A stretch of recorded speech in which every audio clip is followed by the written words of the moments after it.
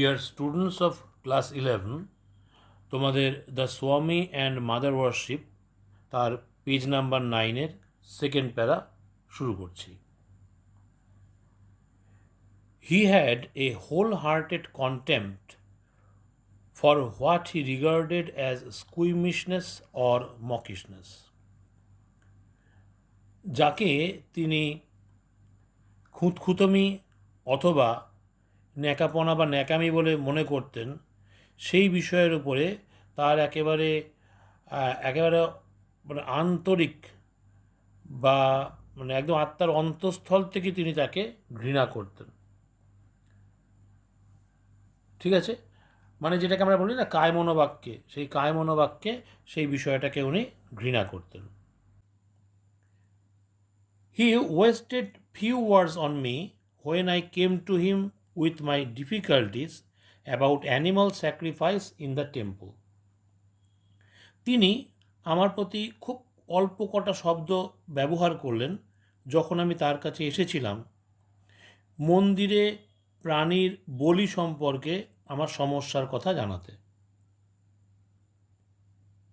He made no reference, তিনি কোনো কিছুর উল্লেখ করলেন না, as he might have done, যেটা তিনি করতে পারতেন, মানে কোনো দৃষ্টান্ত ইত্যাদি তিনি দিলেন না যেটা তিনি করতেই পারতেন বা যে দৃষ্টান্ত উনি দিতেই পারতেন।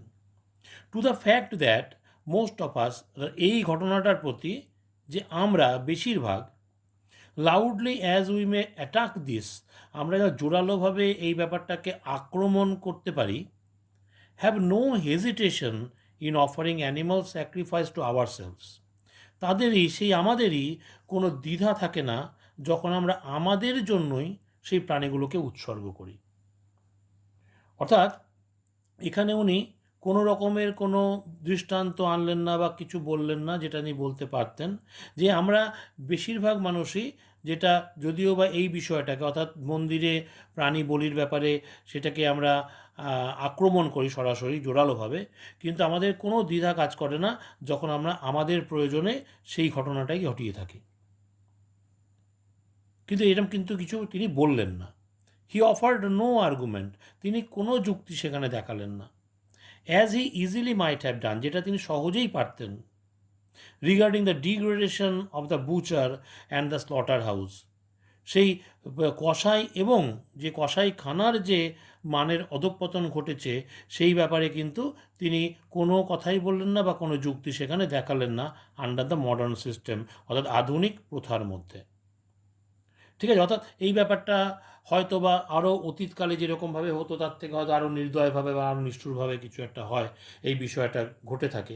সুতরাং সেই সব ব্যাপারে তিনি কিন্তু কোনো কথাই বললেন না। তাহলে তিনি কি বললেন? Why not a little blood to complete the picture. বলছেন এই ছবিটা সম্পূর্ণ করার জন্য একটু না হয় রক্তপাত হলোই, এরকমভাবে উনি বললেন।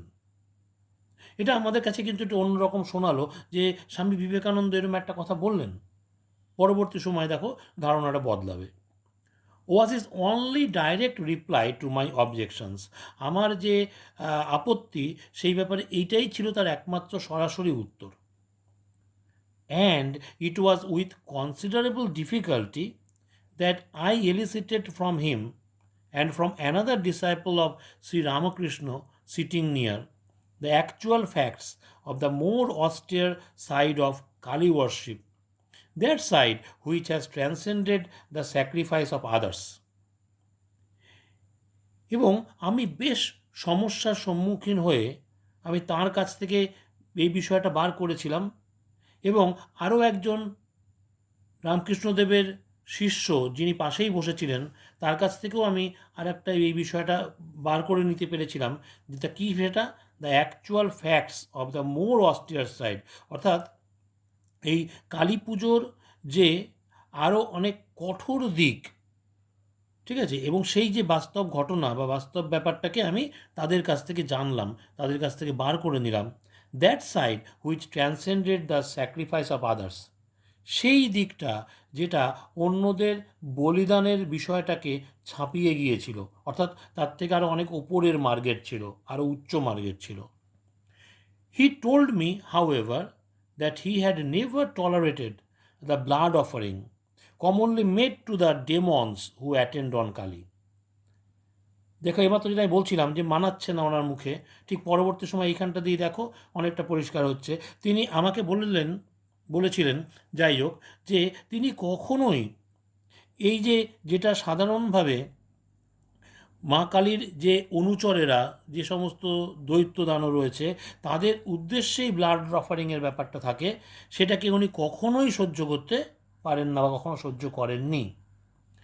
যে তাহলে কি, he told me however that he had never tolerated the blood offering commonly made to the demons who attend on Kali. তিনি আমাকে বলেছিলেন যে যাই হোক না কেন, তিনি কখনোই সেই সাধারণভাবে যে রক্ত সমর্পণ করা হয় সেই কালীর যে অনুগামীদের জন্য, সেই বিষয়টাকে উনি কখনোই সমর্থন করেননি বা মেনে নেননি, সহ্য করেননি।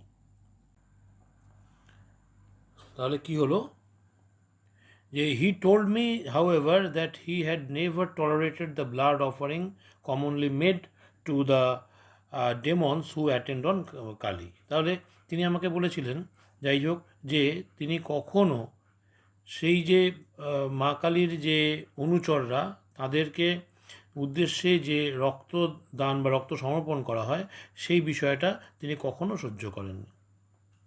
This was simple devil worship. এটা ছিল একদম সাধারণ শয়তান পুজো বা শয়তানের পুজো।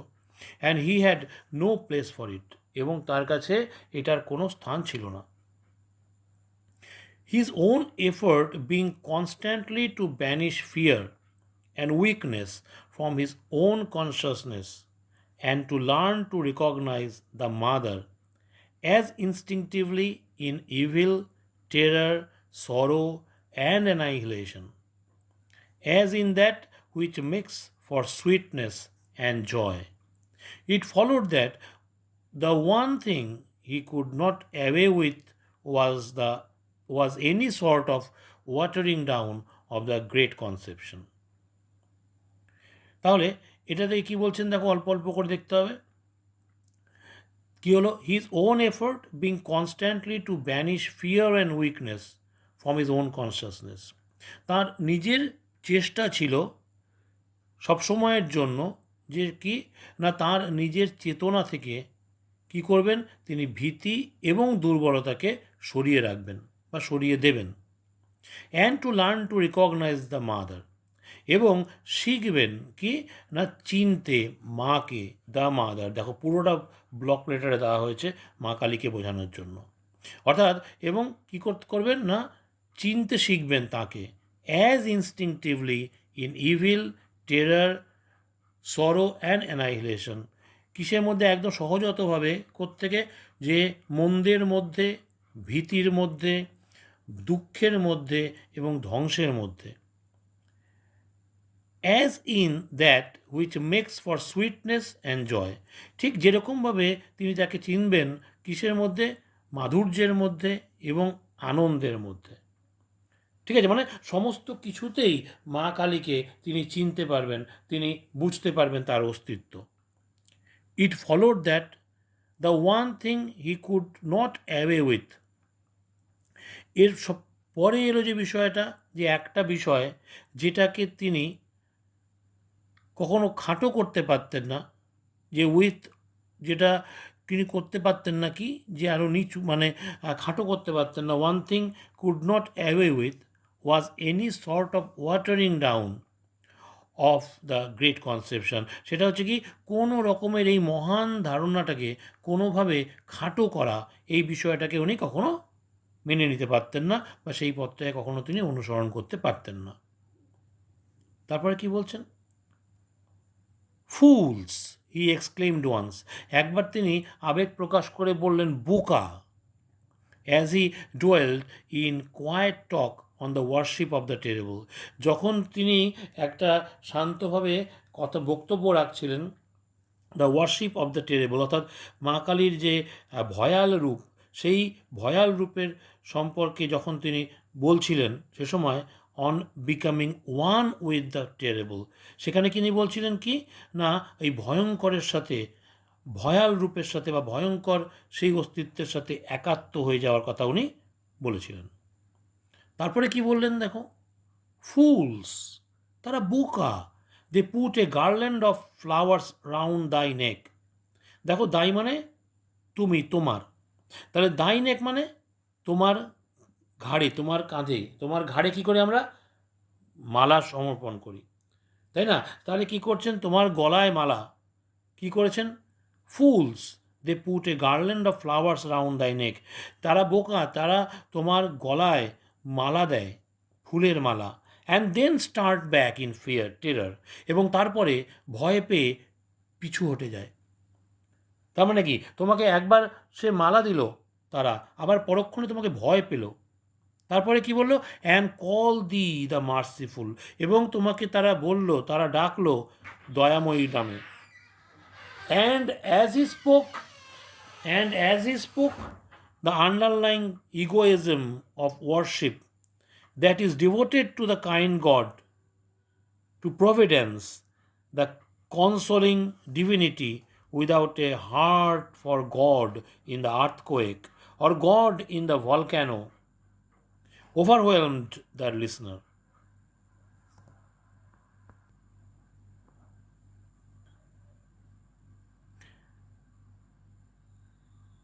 And as he spoke, the underlying egoism of worship that is devoted to the kind God, to providence, the consoling divinity, without a heart for God in the earthquake or God in the volcano, overwhelmed the listener.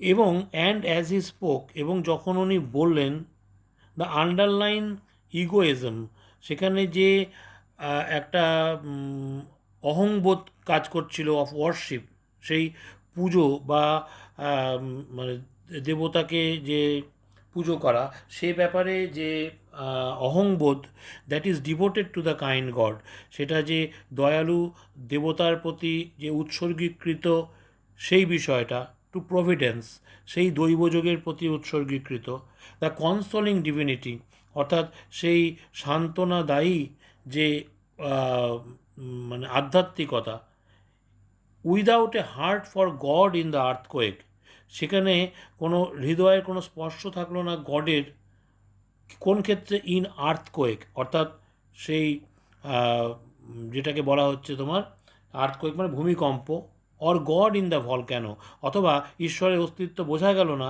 সেই volcano বা সেই আগ্নেয়গিরির মধ্যে, এই বিষয়টা কিন্তু overwhelm the listener, অর্থাৎ সেই যে শ্রোতাকে মুগ্ধ করে দিয়েছিল।